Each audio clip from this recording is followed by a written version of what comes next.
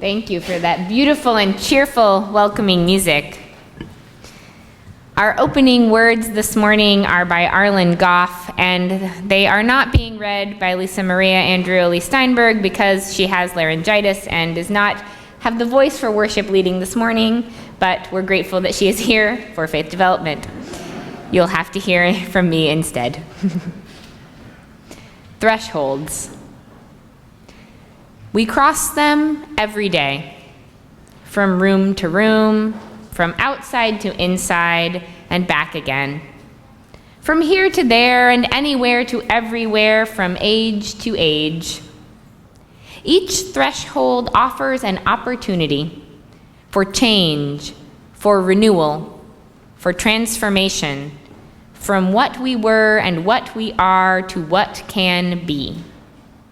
In this hour, and in this place, we cross a threshold from our day-to-day everydayness into space and time attuned to the other, to the sacred, to the holy, into an awareness of new life, pregnant with possibilities.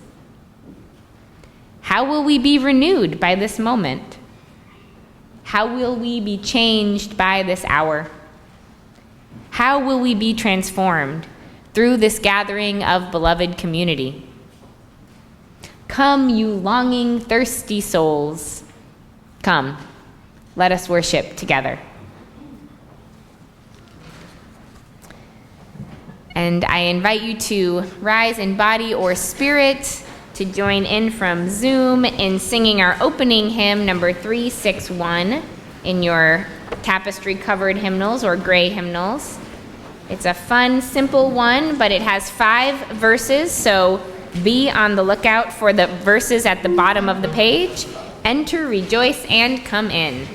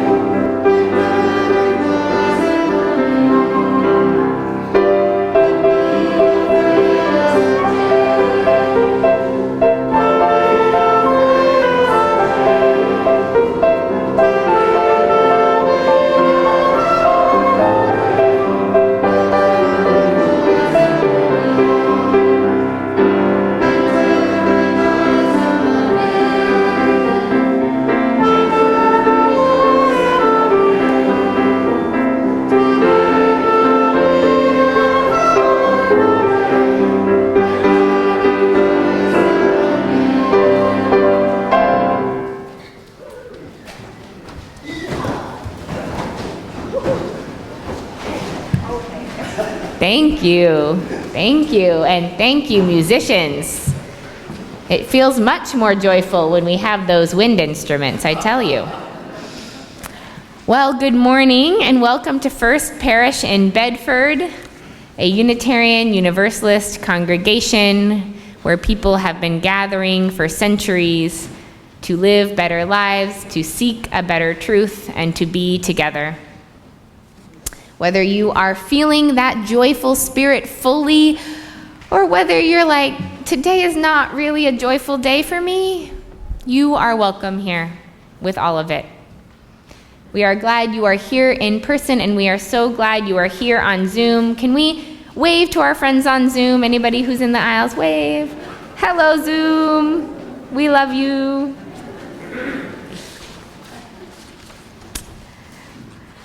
So I have a couple announcements this morning. One is that there are some snazzy new QR codes, those little boxes that your phone can scan, that are on the backs of some of the pews for those here in person.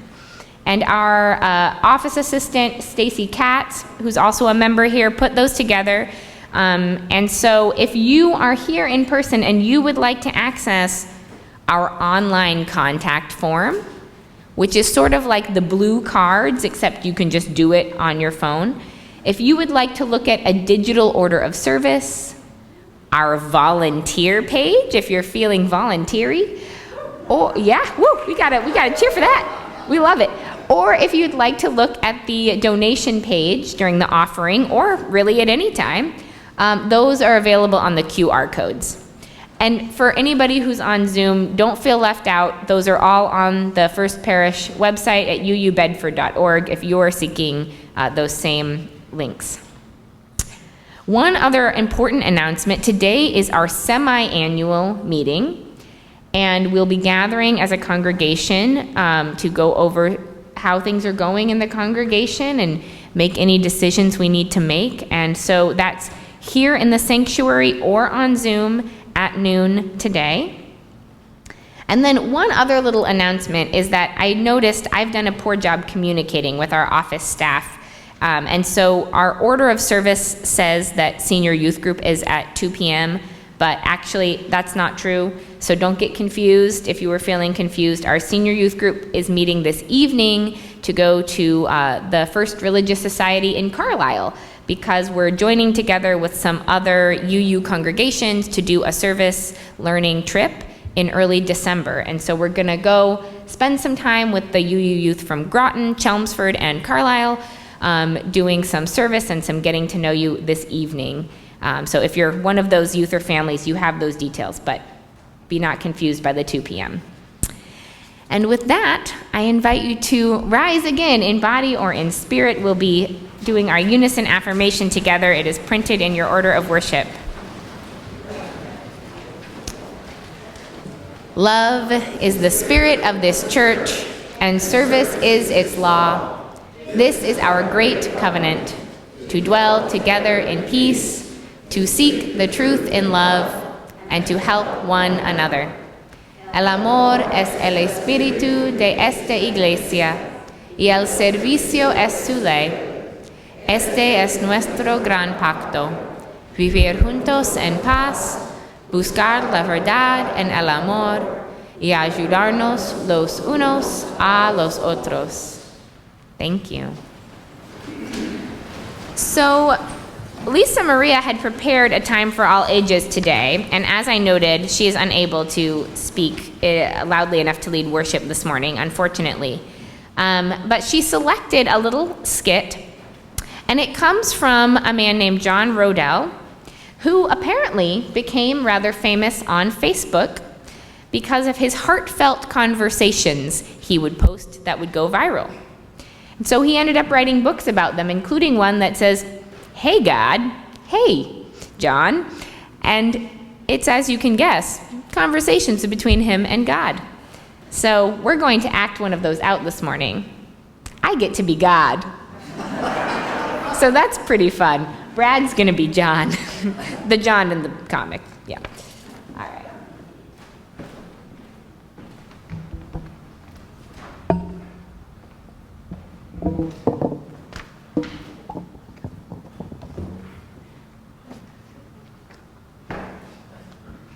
Hey, God.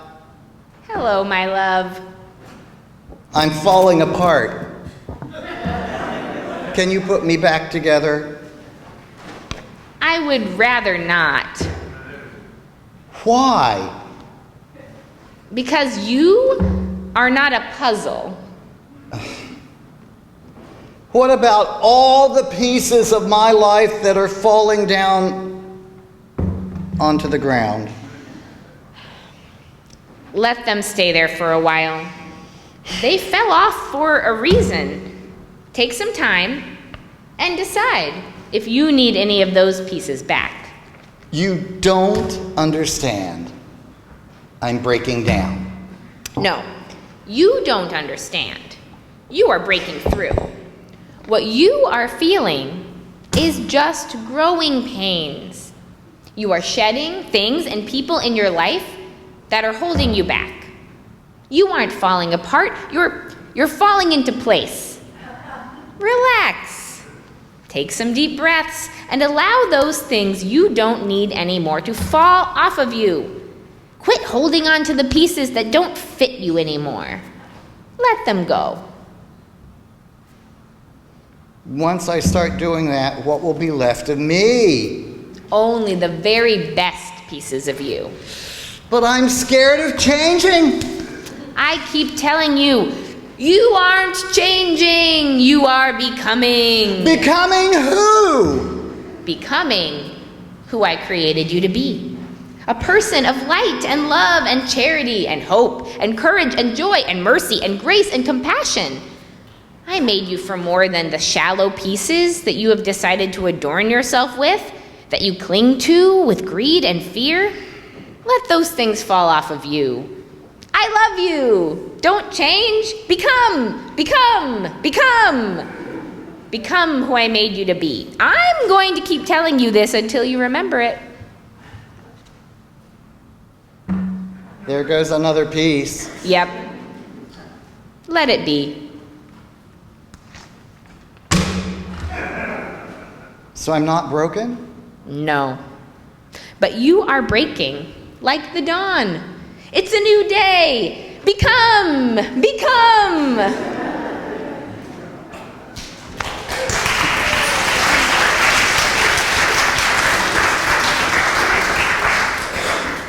At this time, I invite our kids and youth who are in 6th and 7th grade to go to their Sunday morning faith development.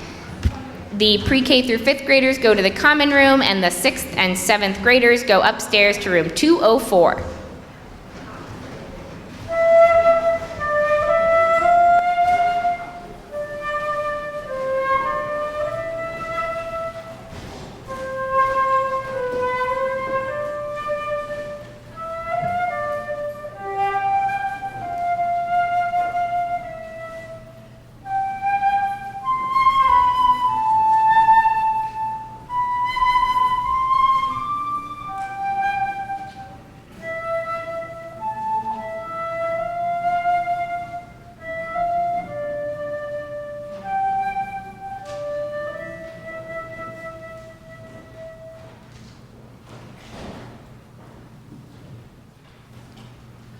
Good morning. I'm Nancy Doherty from the Lay Pastoral Care Team, and I'd like to invite anyone to come up and light a candle of joy or concern.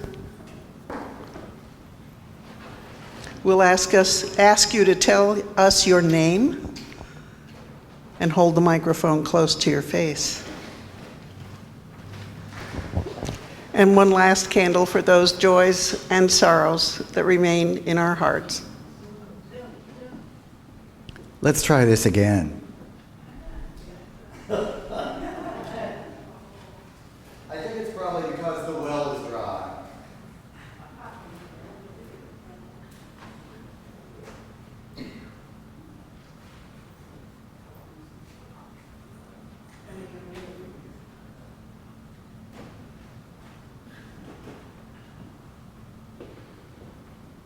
So, doing that is taking a bet.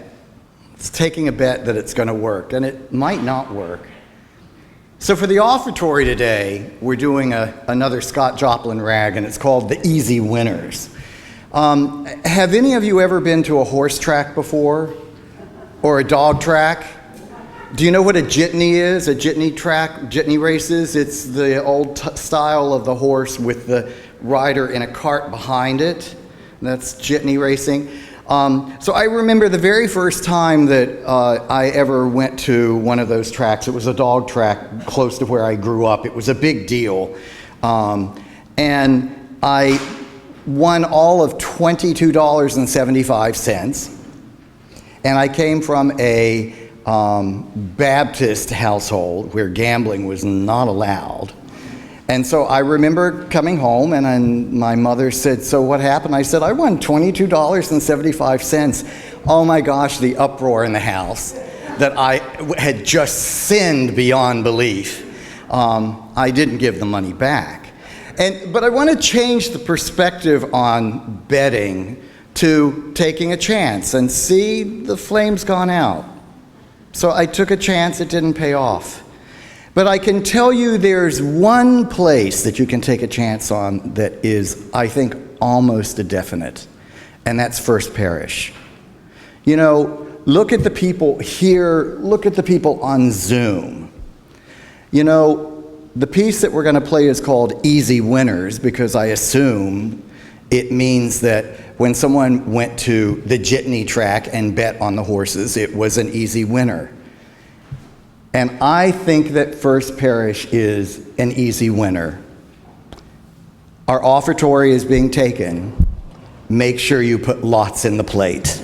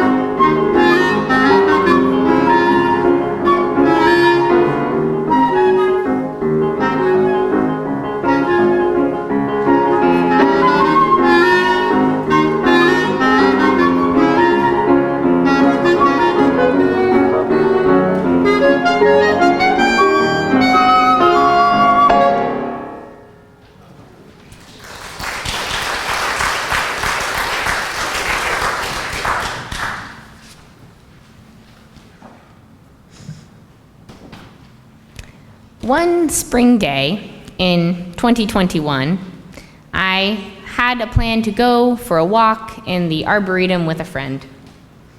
A common activity in those pre-vaccination days when the vaccines were new and we were starting to feel our way back into in-person indoor gatherings. And this particular friend was a friend that I had had tension with off and on through our relationship. We had had a sort of a falling out in 2017, and though we had moved forward, it never really felt resolved.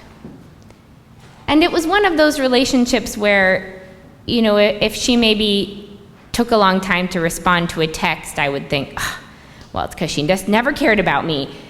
Even though if a different friend took the same amount of time, I would probably think, no, I bet she's busy. Any of you know what I'm talking about? I see some nods, some laughs. Yeah. Yep, we've been there. So I'm going on a walk with this friend and I'm thinking, oh yeah, we're catching up. And then, you know, she says something. It wasn't anything a big deal that just set me off. And it got me feeling angry and disgruntled and upset. And the more we walked and I tried to just think, this is not a big deal. Why? Don't be bothered. Just have a nice time. The more I got upset until all of a sudden I was just crying and I was telling her all of these things that I had pent up.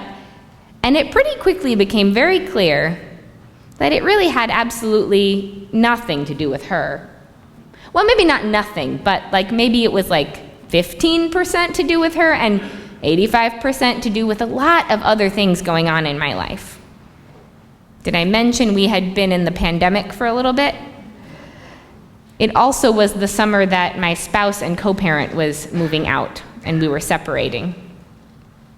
And that particular week, I had found myself getting into conflicts in a lot of different relationships in my life. Getting in a fight with a family member on the phone, and then having a tough time with my best friend, and then getting upset with my housemates, and you've maybe had weeks like that too.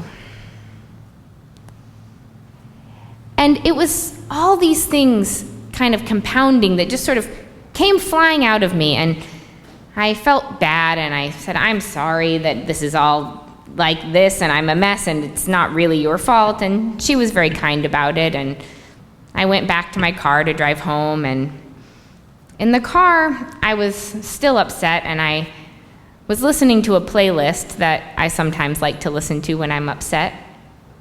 And this one song came on, and it was a song I had been introduced to by the UU General Assembly when it was virtual, the first time it was virtual during the pandemic. And sort of what I think is a bit of a funny side note about this song is that after I had seen it in the worship service, the General Assembly worship service online, I had thought it was a very moving song, and John Gibbons said, oh my God, that song they sang, I didn't like that song at all. And he said, Megan and I were texting about it saying, oh, what's up with this song? And I told Megan, I'm gonna preach about that song. I heard you and John didn't like it. And she said, oh, I don't remember that at all, but I'm sorry if I didn't like the song. I told her it was fine. But I share that just because I think it is a good reminder that sometimes one person's deep spiritual nourishment is another person's, why the heck are they doing that? And that really can happen, especially in Unitarian Universalism. When one aspect of a worship service, somebody's sitting there like, this is what I needed today. And somebody else is sitting there like, this is the last thing I needed to hear today. We try to hope that we get enough for everybody in the mix. This song had a drone, a repeated drone that went, there will be better days, there will be better days. That was the part John didn't like, it was too repetitive. But the lyrical part of the song was the part that I found very profound. And it went, let the waves wash over me. Let the waves wash over me.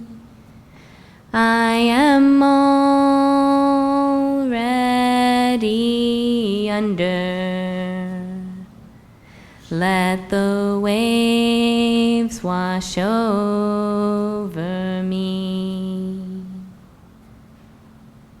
Something about that phrase, I am already under, hit me that particular day in a way that it hadn't hit me before.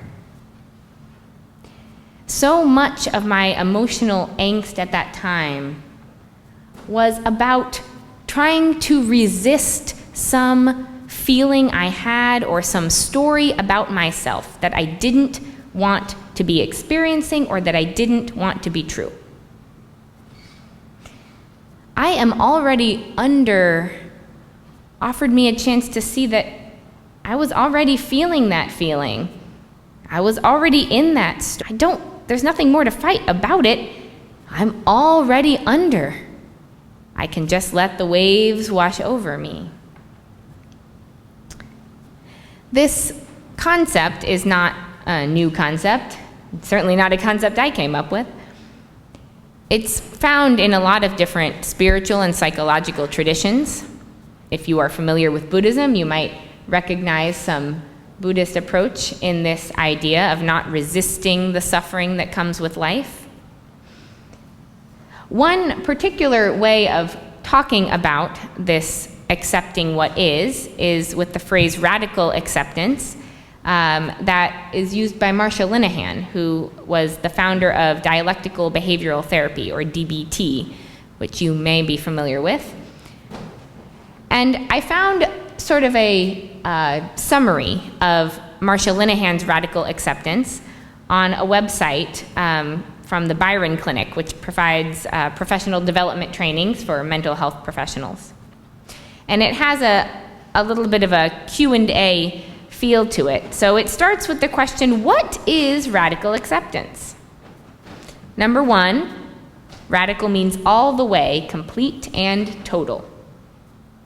Number two, it is accepting in your mind, your heart, and your body. And number three, this was the one that got me, it's when you stop fighting reality. Stop throwing tantrums because reality is not the way you want it, and let go of bitterness. Ooh, that's a lot. That's like a lot to ask of people. But I will say that that particular day that I went on this walk and had my little tantrum with my friend, I found a way somehow into this practice without knowing about these particular ways of describing it. The rest of that day, well, I did actually spend quite a bit of time crying, but I stopped fighting. I stopped fighting reality and these different things that I didn't want to be true, and allowed them to just be what they were, which was painful or unfair or frustrating or exhausting. And those aren't fun things. But it did really shift, I noticed, the way the next day went for me. The next day, I felt a lot better. I wasn't feeling as stuck. I wasn't feeling as upset. And this goes to another point. As this question and answer goes on, it says, what has to be accepted? And there are 4 points in this section, but I just want to highlight 2. The first one is reality as it is. Parentheses. The facts about the past and the present are the facts, even if you don't like them. Unfortunately, it does seem that as a culture, we've developed an aversion to accepting facts that we don't like, and an incredible ability to come up with facts we do like. That said, it is an important spiritual practice for all of us to accept facts for what they are as best we can and with our best understanding, even if we don't like them. But that's all we have to accept, just that things are what they are, that they have been what they have been, and that we can't change the past. The 4th point in this section is life can be worth living even with painful events in it. Which, of course, we all know. There's not a one of us that has gotten through any part of our life without painful events in it, I can guarantee. And so we all must know that life is worth living, even with painful events in it. But it's also helpful to remember and to remind ourselves that yes, this pain is here, and yes, it's still worth it. And then the next set of points on this Q&A was about why. Why accept reality? Which I think is a valid question because there's probably a lot to be said for living in denial or fantasy. And she has 7 points in this section. I'm not going to talk about all of them. They're pretty interesting. But I want to focus on number 2. Number 2 says, changing reality requires first accepting reality. In a video that's on the same website, you can see Marsha Linehan saying, you only have to radically accept the moment you are in. You can try to change the next moment. And this I found to be profound. Oftentimes there is a distinction made between acceptance and change, as if those are the two options. In fact, we may be very familiar with the Serenity Prayer that lays these out as 2 distinct options. Grant me the serenity to accept the things I cannot change, the courage to change the things I can, and the wisdom to know the difference. Which is, I think, very sage advice in its own way. But this turns it a bit on its head. Not that we have to accept over here and change over here, but that we have to accept across the board, and then we can see what is possible to change. This seems to agree with other psychologists. There's a quote from a book written about how to, it's called 7 Principles for Making a Marriage Work. I guess it's common to have 7 principles. But this is by John Gottman and Nan Silver, and they write, it's a fact. They say it's a fact. We'll see if it's a fact. It's a fact that people can change only if they feel they are basically liked and accepted as they are. When people feel criticized, disliked, and unappreciated, they are unable to change. Instead, they feel under siege and dig in to protect themselves. And that rings true to me. Because I know that sometimes when I'm feeling defensive, it's like there's a little war inside me where part of me is usually agreeing with some kind of feedback or criticism, and part of me is very resistant to what might be true about me, if that is true. And it's like there's these parts of me fighting back and forth, going up and up and up, and creating this tension that then is the kind of tension that can come pouring out of you when you're just trying to go on a walk with your friend. And I've seen this happen in other people too. It makes it so tricky knowing how to approach feedback, something that I've preached about a little already this fall. That people need to feel appreciated and accepted as who they are in order to change, but sometimes we want to let someone know that a change is needed. It's a tricky balance, figuring out that interplay between acceptance and between knowing that change is desired. But I do agree that the pushing and the resistance so often just creates more conflict instead of more possibility. I know that this was true in myself. I found that this connection to this song and to the phrase already under became sort of a mantra for me. And that when I'd find myself getting upset about something, I would repeat to myself, already under. Already under. There's nothing to fight.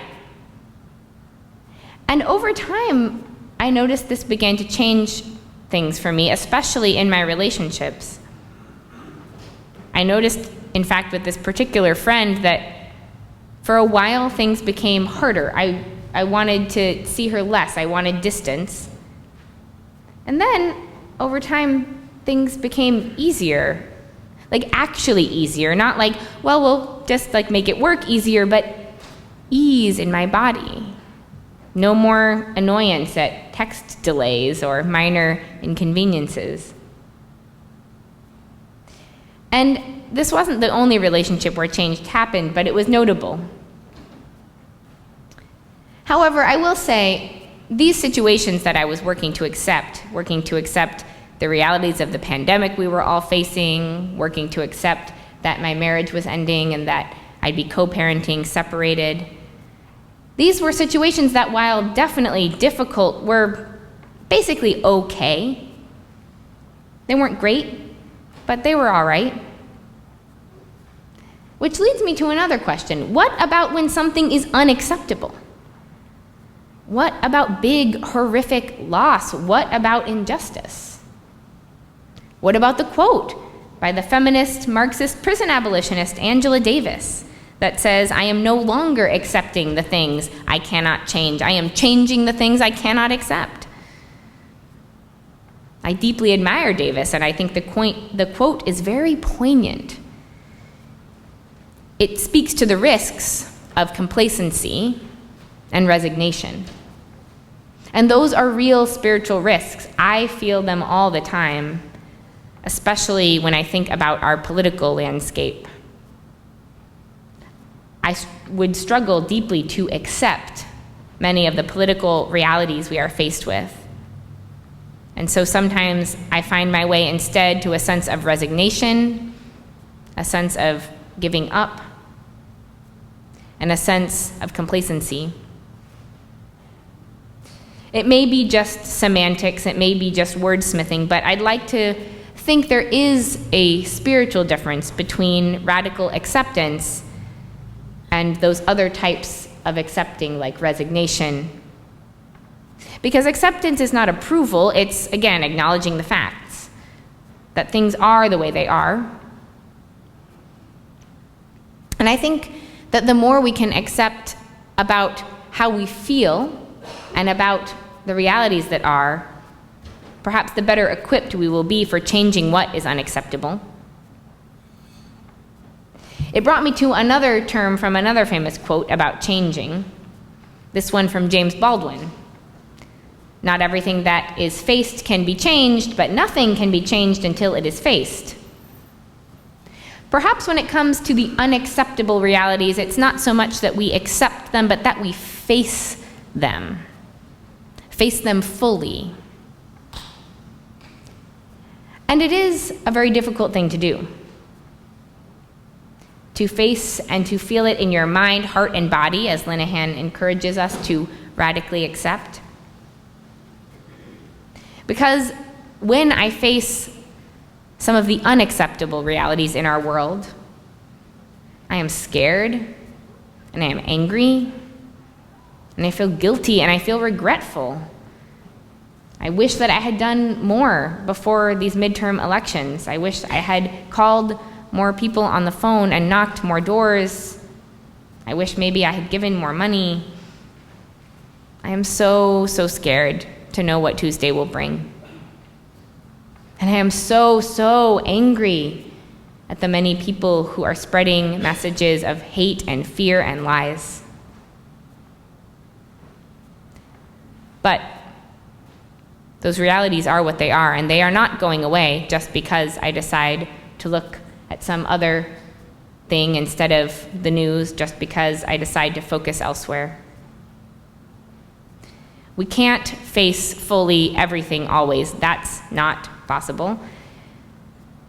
But perhaps we can accept our own feelings about them. Perhaps we can accept the fear, the anger, the guilt. Perhaps we can accept that we are limited humans doing the best we can. These waves, they're already washing over us, and we are already under. There are waves of medical events, waves of school and work stress, waves of interpersonal conflicts, waves of mental illness, and the waves of the fear about climate change and elections, the waves of rage at the injustice on every scale, the waves of shame, not doing enough, making mistakes. But the very strange good news is that we are already under. And we do not need to fight the feelings or the stories that come up. We can let them be. We can trust that the wave will pass and we will survive. And even we who do not survive will leave legacies of love and connection. And that maybe there will be more clarity, more possibility on the other side of the wave. Possibilities that we can change in our internal landscapes to make our own days a little more glad. Possibilities for change in our culture, in our systems. Possibilities to even build the common good.